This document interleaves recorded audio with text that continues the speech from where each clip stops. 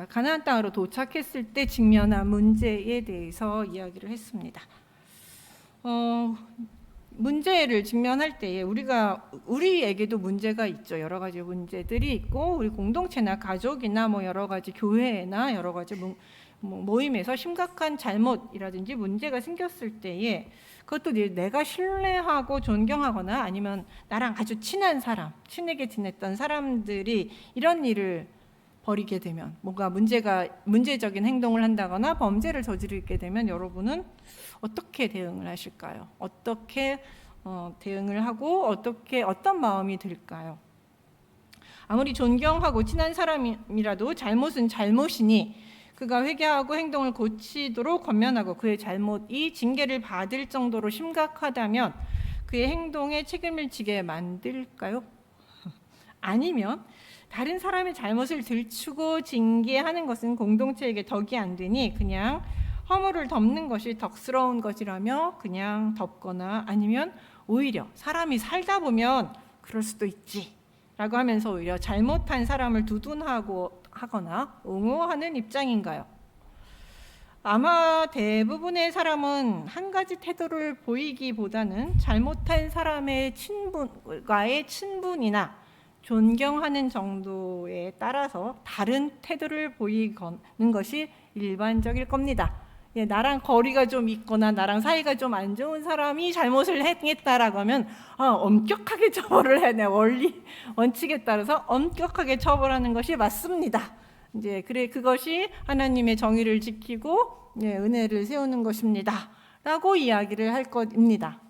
또 반대로 나랑 너무 친한 사람이 내가 너무 존경했던 사람이 절대 저런 일을 할 거라고 나는 의심조차 해보지 않은 사람이 나한테 너무 좋은 영향력을 끼쳤던 사람이 아니면 나한테 큰 도움을 주었던 사람이 나랑 너무 매일매일 같이 잘 지내던 사람이 그런 일을 저질렀다면 여러분은 아마 후자처럼 옹호하거나 그럴 수도 있지. 한 번 정도는 그럴 수도 있지. 그런 것까지 들춰내서 다시 그걸 죄를 따져야 하느냐 이런 얘기를 하면서 덮는 것이 은혜다. 한번 이해하고 넘어가는 것이 은혜다라고 이야기를 할 것입니다. 이렇게 인간은 하나님의 말씀에 기준을 두고 그 말씀에 순종하며 원칙을 지키며 산다고 하면서도 사실 대부분의 문제는 자신의 감정과 기준에 따라 문제를 해결하는 경향이 있습니다. 이렇게 사람들이 개인의 생각을 우선시하면서 우왕좌왕하는 경향들이 있습니다. 이건 모든 사람에게 일어나는 일이지 나는 원리 원칙대로 한다라고 하는 사람은 사실 많지 않습니다. 이렇게 이제 공동체 안에서 우왕좌왕 여러 가지 의견들이 분분할 때에 누가 중요하냐면 리더가 중요하겠죠. 이 문제를 끌고 나갈 지도자의 역할이 참 중요해집니다. 그래서 오늘 우리가 읽은 본문은 에스라가 이런 문제들을 어떻게 해결하는지에 대한 이야기를 보여주고 있습니다. 에스라가 돌아온 유다 공동체는 이방인과의 결혼이라는 심각한 문제에 직면을 했고 이방인과의 결혼은 사실 과거 이스라엘이 하나님의 심판을 받게 된 범죄 중에 하나로 매우 심각한 문제라는 것을 알고 있었던 에스라는 이 소식을 듣는 순간 깊은 절망에 빠져 하나님 앞에서 깊이 죄를 고백하며 부끄러워하며 몸둘 바를 모르고 있었습니다. 그리고 10장은 이런 에스라의 모습을 본 유다의 공동체의 반응과 그 문제를 해결해 나가는 이야기를 담고 있습니다. 그래서 오늘 지금 읽은 우리가 1절부터 4절의 말씀을 보면 에스라의 모습, 회개하고 깊이 참여하면서 망연자실 어찌하여리까 하고 있는 그 모습을 바라본 백성들의 반응입니다. 이렇게 에스라의 모습을 바라본 백성들, 많은 백성들, 여기서 성경 자체에서 뭐라고 얘기하냐면 큰 백성의 남녀와 어린 아이의 큰 무리가, 그러니까 모든 사람이란 뜻이에요. 남녀노소 누구나 할 것 없이 모두가 그 앞에 나왔다고 얘기합니다. 모두라고는 아니라 아주 많은 사람들, 상당히 많은 사람들이 그 앞에 모여서 같이 뭘 하냐면 같이 통곡하고 같이 회개합니다. 그냥 모여서 웅성웅성 모인, 에스라가 뭐 하나 이렇게 쳐다보기 위해서 모인 건 아닙니다. 에스라가 깊이 참여하고 통곡하고 회개하는 모습을 보면서 그들도 마음에 찔림이 있어서 우리도 이게 하나님 앞에 범죄한 사실이라는 것을 깨닫고 같이 회개하고 자복하면서 하나님의 은혜를 구하기 위해서 에스라 앞에 그 많은 무리가 모이게 된 거죠. 이렇게 모이고 나서 함께 울며 회개를 합니다. 근데 여기서 같이 울고 울면서 회개하는 것에 대해서 끝나지 않습니다. 2절에 보시면 그 사람들 중에서 그 스가냐라는 사람이 나서서 이 문제 해결책을 내놓습니다. 그는 하나님께 이방 여자를 아내로 맞은 죄를 범하였다는 사실을 먼저 인정합니다. 이것이 범죄하여 이 땅 이방 여자를 맞이하여 아내로 삼았으나 라고 하면서 이것이 분명히 잘못되었음을 인정합니다. 여기서 이제 이방 여자만이 문제가 되는 이유는 이방 남자와 결혼한 이스라엘의 딸들은 이방 남자가 사는 그 지역으로 가버렸어요. 그러니까 이스라엘 공동체 안에는 없는 거죠. 그러니까 그들의 영향력은 사실 상당히 미약하지만 이방 여자들은 결혼을 해서 지금 이스라엘 땅에 살고 있는 거잖아요. 그래서 그 공동체에 끼치는 영향력이 큽니다. 그러니까 딸들은 시집을 가버렸기 때문에 문제가 안 되지만 고대 사회는 시집을 가버리잖아요. 우리도 얼마 전까지 시집을 간다 그러고 그렇게 얘기를 한 것처럼 그러니까 이방 여자들이 지금 이스라엘 땅에서 살고 있는 이방 여자들이 문제가 된 것이지만 사실은 전체적으로는 이방인과의 결혼 전체가 다 문제가 되는 것이라고 할 수 있습니다. 이것이 이제 문제라는 것들, 에스라의 9장에서 나타난 에스라의 고백을 통해서 이것이 큰 범죄이고 문제라는 사실을 확실하게 깨닫습니다. 그러면서 근데 이 에스라와 달리 이 스가냐는 아직 소망이 있다고 이야기합니다. 이스라엘에게 아직 소망이 있습니다. 왜 그러냐고 하면 이스라엘 백성 중 하나님의 말씀에 떨며 준행한 자 그러면서 이스라엘 백성 중에 하나님의 말씀을 떨며 준행하는 자의 가르침을 따라 자발적으로 의논하여 이방 여자들과 그의 자녀들을 이스라엘 땅에서 내보내기로 하나님 앞에 언약을 세우고 율법대로 행하겠다고 제안을 합니다. 즉 다시 말하면 회개를 하면 그래서 이스라엘 백성들이 자신의 잘못들을 인정하고 그리고 그 잘못을 돌이켜서 문제를 해결하고 회개를 한다라면 혹시 하나님께서 다시 우리에게 은혜를 주실 줄 누가 알겠습니까? 왜냐하면 에스라의 기도에서 보시면 뭐가 더 많았어요. 이스라엘의 잘못을 쭉 고백하지만 그 틈새 뭐가 이스라엘이 그렇게 많이 잘못했지만 이스라엘이 여전히 이렇게 공동체를 유지하고 있을 수 있었던 것은 하나님의 은혜였죠. 에스라가 그걸 고백합니다. 우리가 이렇게 많이 죄를 졌지만 하나님의 은혜로 저희들이 지금 다시 이렇게 작게나마 공동체를 모일 수 있었습니다. 그런데 어떻게 또 다시 범죄를 저질렀으니 어떻게 차마 부끄러워 하나님을 볼 수 없습니다까지가 에스라의 기도였어요. 그러나 스가냐는 여기서 더 나아가서 그렇지만 그럼에도 불구하고 우리가 또다시 하나님께 회개하면 하나님이 우리에게 또다시 은혜를 베풀 줄 누가 알겠습니까?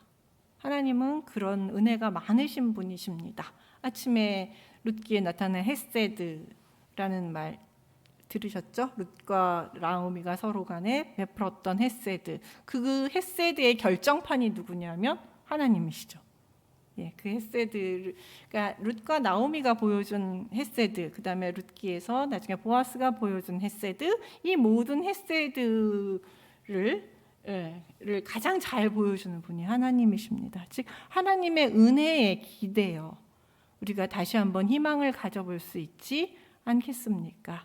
그러니 에스라여 일어나서 우리를 도와주십시오라고 스가냐가 부탁을 한 거죠. 여기서 3절에서 보면 내 주의 교훈을 따르며 우리 하나님의 명령을 떨며 준행하는 자라고 하면서 내 주의 교훈을 따르는 자, 그 다음에 이게 이제 2절이거든요. 내 주의 교훈을 따르는 자, 그 다음에 하나님의 명령을 준행하는 자. 이게 누구냐면 에스라예요.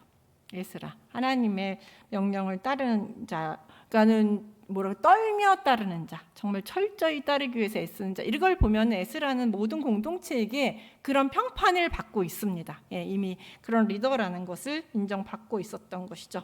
당신께서 인도해 주신다면 모든 아내와 그들의 소생을 다 내보내기로 우리가 하나님 앞에 언약을 세우고 율법대로 행할 것이니 겠습니다라고 자발적으로 먼저 백성들의 의견을 모아서, 이 사람 혼자 나온 건 아니에요. 이 사람이 대표로 나왔지만 이미 그 모든 그렇게 모여서 같이 기도하면서 또 대책 회의를 자기네들끼리 한 거죠. 대책 회의를 어떻게 할까, 이 문제를 어떻게 해결할 것인지 대책 회의를 하고, 그 대책 회의의 결과를 가지고 이 스가냐가 에스라 앞에 와서 우리가 이렇게 하기로 결정을 했으니 이 일을 실행할 수 우리의 결정대로 행하는 것이 어떻겠습니까? 그리고 이 일은 누가 인도를 해야 될 것이냐면 에스라 당신께서 인도해 주십시오. 그러면서 그 지도력을 이제 이 에스라에게 넘기게 됩니다. 그렇게 당신께서 움직여 주시면 우리는 적극적으로 당신의 말씀에 따르면서 돕겠습니다라고 나선 것이죠. 그리고 나서 이제 이 일을 듣게 되니까 에스라가 일어나서 제사장들과 레위 사람들과 온 이스라엘에게 이 말대로 행하기를 맹세하게 하며 무리가 맹세합니다. 정말 그렇게 하겠느냐? 당신들이 제안하는 그 말 그대로 정말 하겠느냐라고 하면서 누구를 제일 먼저 그 타겟을 하냐면 지도자들, 당신이 제일 먼저 이런 제안들을 따르겠습니까? 라고, 그리고 이스라엘 백성들에게 내가 하자는 대로 당신들 정말 이혼도 하고 자식들도 내보낼 수 있겠습니까? 정말 그렇게 하겠습니까? 묻습니다. 그러니까 백성들이 다 그렇게 하겠다고 맹세를 합니다.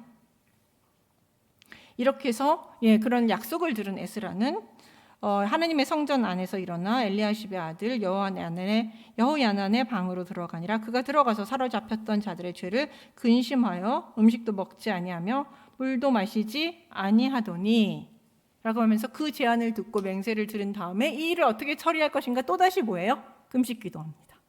다시 금식기도를 하면서 하나님의 지혜를 구하고 이 일을 어떻게 해결할 것인가에 대해서 하나님의 지혜를 구하는 모습을 볼 수 있습니다. 이렇게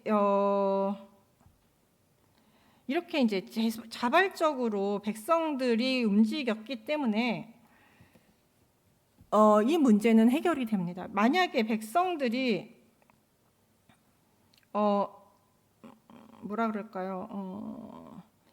왜 이렇게 백성들의 마음이 움직일 수 있었느냐, 자발적인 행동을 할 수 있었느냐, 그것은 에스라의 진실된 회개와 이스라엘 역사를 통해 하나님의 베푸신 은혜에 대한 기억이 백성들의 마음을 움직였기 때문입니다. 그 진실한 기도, 그 기도 속에 나타난 하나님의 은혜, 이런 것들을 다시 한번 백성들이 깨닫게 된 것이죠. 그리고 그것이 얼마나 하나님의 잘못한 것인지 다시 한번 깨닫게 됐고, 이것을 바로 잡아 다시 하나님의 은혜를 잃는, 잘못을 저지르지 않겠다고 생각하게 된 것입니다. 그들 스스로가 생각하게 된 것이죠. 이런 진실된 마음과 회개, 그 다음에 올바른 지식들이 천마디의 질책과 호통보다 백성들의 마음을 움직이게 된 것이고, 백성들이 자발적으로 행동하게끔 만들어 놓은 것입니다. 그래서 결국 이런 리더십을 통해서 이제 에스라가 리더십을 이렇게 받은 다음에 기도 후 이제 에스라가 공동체와 이제 어떻게 이방인 결혼 문제를 해결해 나간지에 대한 이야기가 7절부터 17절에 나오기 시작합니다. 백성들에게 이 문제의 해결을 해달라는 요청을 받은 후에 이제 주도권을 잡은 에스라는 이전 모습과는 조금 달라요. 매우 단호하고 엄격한 모습을 보여주고 있습니다. 그 전까지는 백성들에게 1절 말하지 않고 회개하는 모습만 보였다면 일단 이 문제에 대한 주도권을 딱 잡는 순간부터는 매우 엄격하고 신속하고 단호한 모습을 보여줍니다.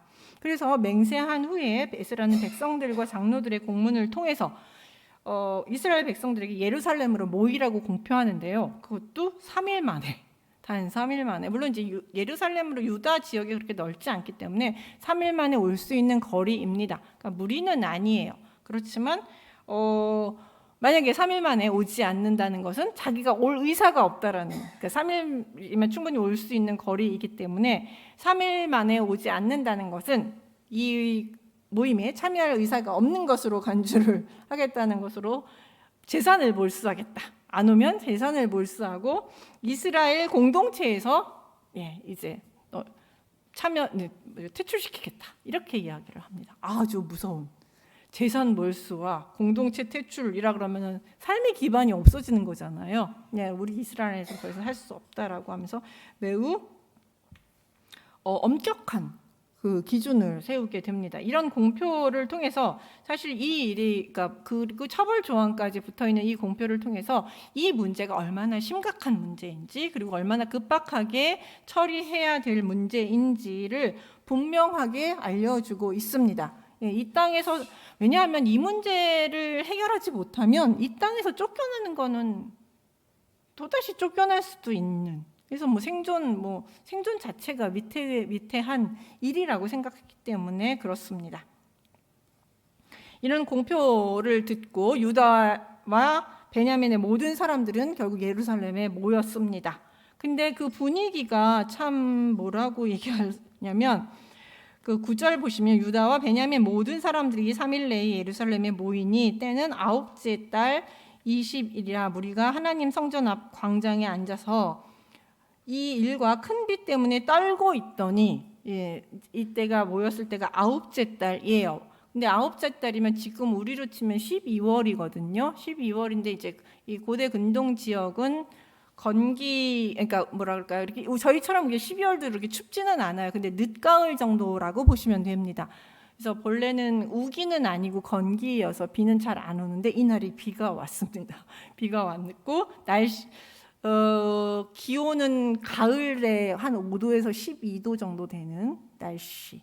그러니까 어떤 느낌인지 아시겠죠? 스산하고 음산하고 비는 추적추적 내리고 있고, 그런 분위기 속인데 사실은 더 공포스러운 건 그래서 비 때문에 떨고 있다 그랬는데, 비와 이 일 때문에, 어떤 이 일이 어느 정도 무서운 거냐 하면은, 사실 죄와 심판, 자신이 저지른 죄에 대해서 하나님이 어떻게 심판하실지, 그다음 이 일을 해결하기 위해서 이혼을 해야 되는데 이런 이혼에 대한 두려움들, 그다음에 춥잖아요. 물리적으로 추위에 들들 떨니까 마음은 더 공포스러운 그런 상태가 있습니다. 되게 무섭고 두렵고 춥고 어두운 그런 분위기를 너무나도 잘 반영하고 있는 장면이라고 볼 수 있습니다. 그러니까 상당히 공포스러웠죠, 모인 백성들은. 그래서 이 문제를 어떻게 해결할 것인가에 대해서 이제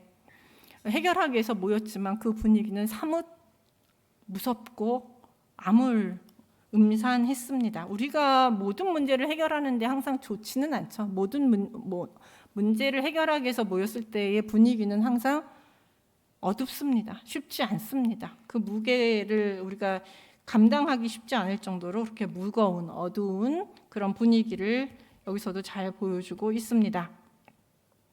이렇게 모인 사람들 앞에 에스라는 이제 그들에게 이르되 너희가 범죄하여 이방 여자를 아내로 삼아 이스라엘 죄를 더하게 하였으니 이제 너희 조상들이 하나님 앞에 죄를 자복하고 그의 뜻대로 행하여 그 지방 사람들과 이방 여인을 버리라라고 이야기합니다. 여기서 이제 이방 여자와는 이혼을 하라라는 이야기죠. 이방 여자와 헤어지고, 그다음에 이제 한 종류의 사람이 더 있는데 그 지방 사람이라는 표현이 나와요.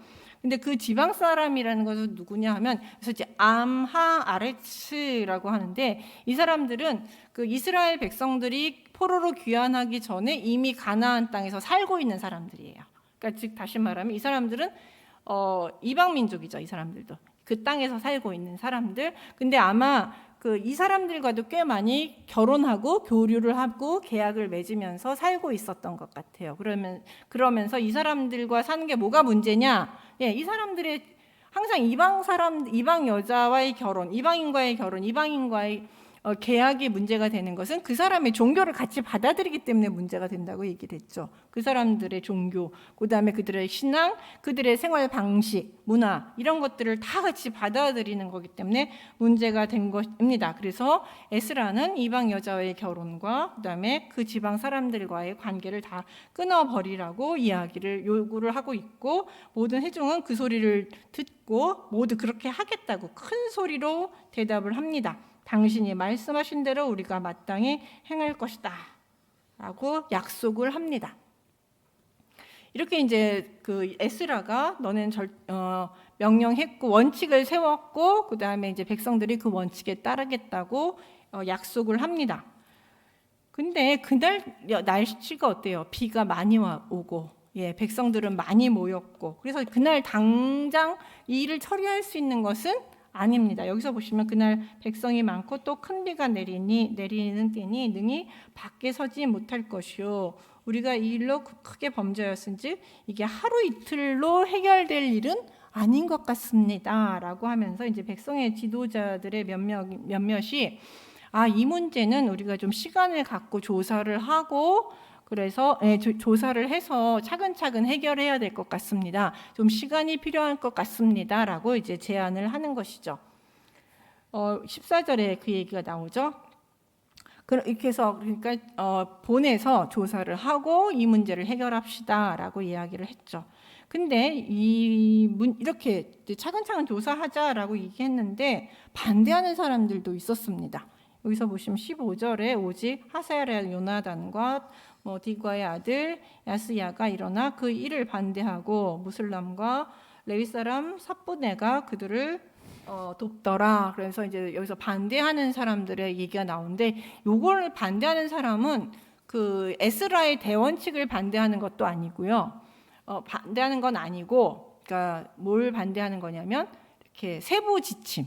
지금 이 일을 당장 처리하기는 어려우니까 사람들을 돌려보내고 차근차근 시간을 갖고 이제 조사해서 이 일을 해결합시다라고 세부 사항을 만들었잖아요. 거기에 대해서 반대하는 거예요. 왜냐하면 여기 나오는 여기 언급된 사람들이 대부분 신실한 사람들이에요. 느헤미야를 쫓아오거나 에스라를 쫓아왔던 되게 신실한 사람들이거든요. 그러니까 이 사람들이 나쁜 의도로 에스라를 반대한 것은 아니고 지금 당장 그러니까 좀 차근차근 합시다라는 제안을 반대한 거죠. 왜 반대했느냐? 거기도 또 다 이유가 있어요. 왜냐하면 집으로 다 돌려보내고 각자 지방에서 조사를 합시다라고 얘기하게 되면 또 사람들마다 원칙이 느슨해지는 경우도 생겨요. 또 이유가 막 생기고 핑계가 생기면서 그 일들을 지지부진하게 처리하는 경우들도 많아지고 시간 끌기로 넘어가는 경우도 많아져요. 이런 이유처럼 핑계 대가면서 또 일을 처리하는데 방해하는 세력들도 생기게 됩니다. 그러니까 당장 해결하지 않고 시간을 주어지면 그 시간 속에 무슨 일이 벌어지고 우리가 원래 약속했던 그 맹세가 흐려질 수도 있다라는 것을 염려했기 때문에 에스라의 개혁, 그러니까 이방 사람과의 이혼, 헤어짐이 그러니까 완전하게 이루어지지 않을까 걱정했기 때문에 그렇습니다. 그래서 이제 단번에 지금 당장 하자고 이야기한 것이죠. 둘 다 틀리진 않습니다. 당장 하자는 사람들과 좀 천천히 시간을 두어가면서 하자는 경우가 둘 다 틀리지 않습니다. 그러나 그러니까 경우에 따라서 당장 해야 될 게 있고, 그다음에 경우에 따라서는 우리가 좀 차근차근 시간을 들여가면서 조금 더 섬세하게 자세하게 사건들을 다루어 나가야 할 때가 있습니다. 그것을 깨닫는 것이 지혜입니다. 어느 것을 선택해야 할지, 어느 것을 선택하는 것이 좀 더 일을 처리하는데 훨씬 지혜로운 방법인지를 선택하는 것이 필요한 것이죠. 여기서 이제 에스라는 그들 중에서 어느 것을 선택했느냐 하면 차근차근 해결해 나가는 걸 선택을 합니다. 그래서 이 사람들을 일단 돌려보내고 거기서 조사를 하고 해서 이제 16절에 보시면 사로잡혔던 자들의 자손이 그대로 한지라. 여기서 그대로는 그 앞에서 제안했던 대로 14절에서 제안했던 대로 돌려보내서 차근차근 합시다라는 그 제안대로 하게 됩니다. 그래서 제사장 에스라가 그 종족을 따라 각각 지명된 족장들 몇 사람을 선임하고 열째 달 초하루에 앉아 그 일을 조사하며 첫째 달 초하루에 이르러 이방 여인을 아내로 맞이한 자의 일 조사가 마치니라. 그래서 자그마치 이 일을 조사하는데 3개월이 걸렸어요. 3개월이 걸리면서 이 문제가를 조사하고 이제 해결이 됩니다. 그러니까 이게 하루 아침에 될 일이 아니었던 것이죠. 그러니까는 뭐 의도는 좋았지만 그 사람들이 빨리빨리 처리하고자 하는 그러니까 원칙이 훼손될까봐 걱정했던 그 사람들의 걱정을 에스라는 불식시켰죠. 철저하게 끝까지 쳐다보면서 그 일들이 해결될 때까지 그는 멈추지 않았습니다. 그래서 나온 명단이 이제 18절부터 42절이에요. 여기서는 이 17절, 그러니까 이렇게 해서 이제 문제가 해결됐다라고 얘기하면서 갑자기 18절부터 42절까지 이렇게 명단이 쭉 나오거든요. 이 명단은 이방 여자와 결혼한 사람의 명단입니다. 근데 이제 가만히 보시면 이방 제사장의 무리 중에 보면 구조를 보시면 제사장 가족 구성원들 18절에 제사장 4명, 그다음에 다른 제사장들이 20절부터 22절인데 여기서가 한 14명 정도 되고 레위인도 10명, 이렇게 해서 대제사장, 제사장, 레위인들이 24명, 28명이나 모두 명단이 110명이거든요. 110명인데 전체 명단, 제가 맨날 여기서 보면 숫자 얘기하고 명단 얘기하는데 110명이에요. 그중에서 제사장이 28명이나 됩니다. 비율적으로 굉장히 높죠. 전체 백성들이 42,000명 정도 되는데 그중에서 110명 정도가 이방과 결혼한 문제에 이제 명단에 올랐는데 그중에서 28명이 제사장 계열이었어요. 그럼 비율이 되게 높은 거죠. 그러니까 그만큼 그 일반 백성들보다는 지도자급의 타락이 심했고 그 지도자들의 타락은 백성들 이스라엘 공동체에 큰 영향을 끼쳤기 때문에 숫자에 비해서 이들이 끼치는 영향력이 컸기 때문에 사실은 에스라가 이 문제를 아주 더 심각하게 본 것이라고 할 수 있습니다. 그래서 어떻게 이방인과 결혼한 사람들의 문제를 어떻게 해결을 했느냐 하면 그들이 다 손을 잡아 맹세하여 그들의 아내를 내보내기로 하고 또 그 죄로 말미암아 수양 한 마리를 속건제로 드렸으며 또 한 마리를 드립니다. 요게 이제 여기에 명단에 나온 사람들이 어떻게 했는지에 대한 기본 예입니다. 즉 다시 말하면 이 명단에 나온 사람들은 이런 이름이 있고 이 사람들이 하나님 앞에 범죄하였다는 것을 인정하고 이방 여자와 이혼을 하고 하나님 앞에 그 죄의 대가로 속건제까지 드림으로써 완전히 회개를 한 사람들의 명단입니다. 그리고 나머지 이름이 쑥쭉 기록된 사람들도 이것과 동일한 행동을 통해서 회개하고 돌아온 사람들의 명단입니다. 이혼하고 돌아온 사람들의 명단이에요. 그러니까 18절부터 42절의 명단은 두 가지 의미를 갖습니다. 첫 번째는 이방인과 결혼했다라는 불명예의 명단입니다. 여기에 이름이 기록된 건 명예롭지 않아요. 하나님 앞에 범죄를 했다라는 기록입니다. 그러니까 돌아온 사람들의 명단이라든지 성벽을 건설한 자들의 명단, 이런 거는 되게 명예로운 명단인데 여기에 기록된다는 것은 내가 죄를 범했다라는 그 증명이잖아요. 그렇기 때문에 불명예의 명단입니다. 그럼에도 불구하고 여기에 이런 명단을 기록한 이유는 뭘까요? 그건 두 번째 이유가 있기 때문에 두 번째 이 명단의 의미인데요. 그럼에도 불구하고 이 사람들은 회개한 사람들의 명단입니다.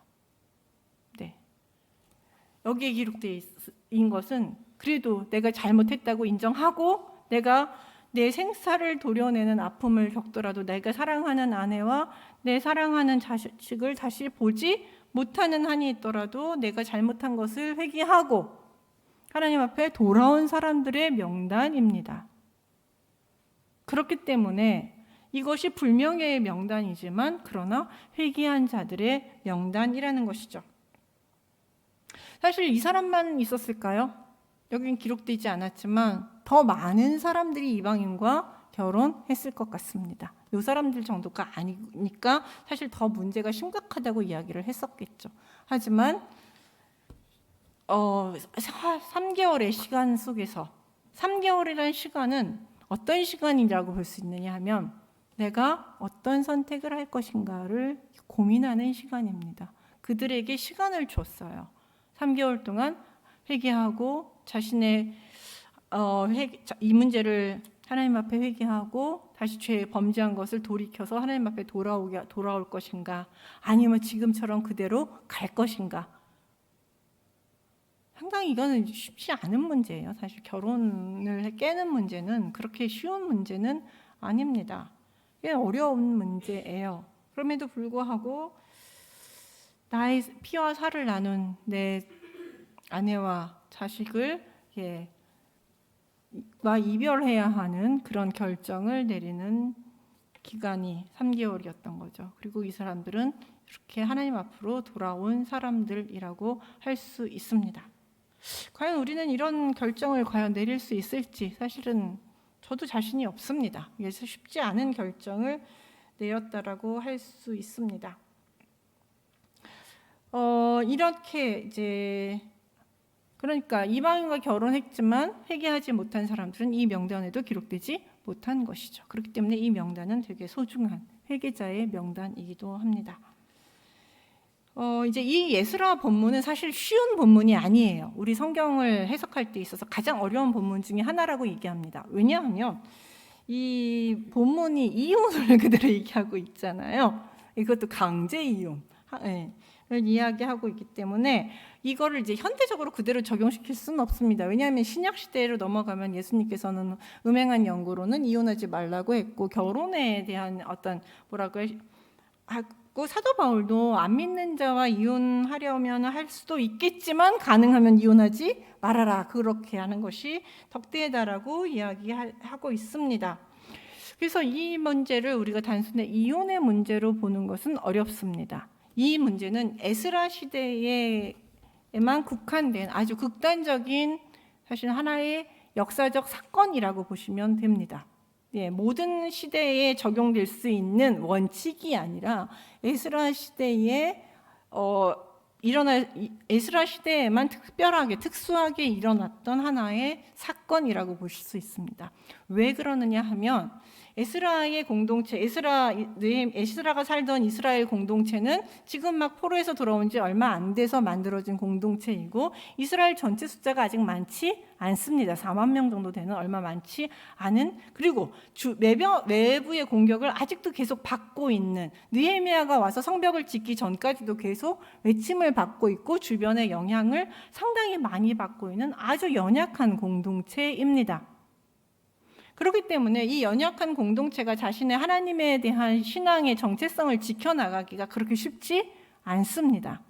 외부의 영향을 되게 많이 받게 돼요. 그리고 외부와 결탁을 했을 때 더 많은 힘을 갖고 싶은 마음과 하나님에 대한 신앙을 종교의 신앙의 순수성을 지켜나가고자 하는 이 욕망들이 항상 충돌을 일으키는 그런 공동체입니다.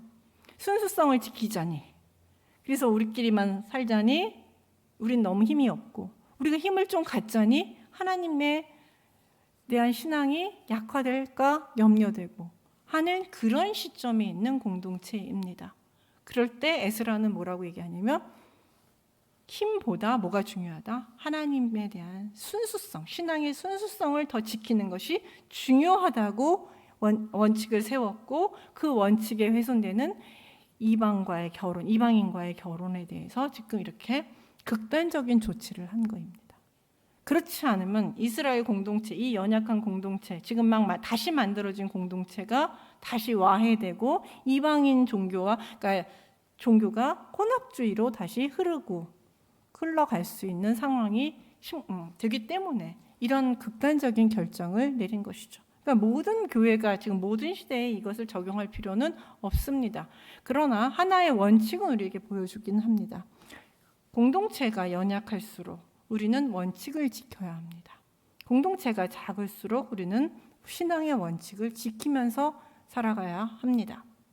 우리가 조금 크고 좀 힘이 있고 조금 넓으면 조금 다른 세력들이 들어와도 수용을 하든지 우리 팀으로 만들든지 정 안 되면 이렇게 내보낼 수는 있잖아요. 그래도 별로 큰 타격이 되지 않습니다. 물론 적은 누룩이라도 없는 게 낫지만 그래도 우리가 좀 힘이 있으면 조금 그것들을 감당할 힘이 있음, 능력도 됩니다. 그러나 아주 연약한 공동체는 그럴 힘이 없기 때문에 아주 원칙을 지키면서 하나님 말씀대로 살아가지 않으면 금방 변질되기가 쉽습니다. 그렇기 때문에 우리가 우리의 신앙의 순수성을 지키기 위해서 이 에스라와 에스라는 이런 극단적인 선택을 할 수밖에 없었습니다. 그래서 에스라가 되게 욕을 많이 먹어요. 예, 에스라가 되게 욕을 많이 먹는 캐릭터인데, 그러나 저는 그는 어쩔 수 없는 그 시대를 살면서 공동체를 지키기 위해 어쩔 수 없는 선택을 했다라고 생각을 합니다. 그리고 또 하나는 이제 이 에스라의 이혼 사건에 대처하는 에스라의 모습은 우리가 이전에 성경에서 보여주는 모세나 다윗과 같은 카리스마 넘치는 지도자들의 모습과는 좀 상당히 다른 모습을 볼 수 있습니다. 그는 자기가 먼저 회개하는 모습을 통해서 백성들의 자발적인 순종이 일어나도록 이끌어냅니다. 죄의 문제가 생겼을 때 질책과 책망이 먼저가 아니라 진정으로 가슴 아파하며 백성의 죄를 자신의 죄로 생각하고 먼저 통회 금식하며 하나님께 기도할 때 어려운 문제가 수월하게 해결되는 길이 열린 것을 보았습니다. 만약에 에스라가 이런 방법이 아니었고 당장 당신들 이혼하시오라고 얘기했으면 어땠을까요? 엄청난 반발이 일어나지 않았을까요? 네. 그리고 에스라에 대한 반감도 만만치 않고 저 에스라를 쫓아내야 되지 않을까, 쫓아내자라는 이런 의견도 만만치 않게 울려 퍼졌을 수도 있습니다.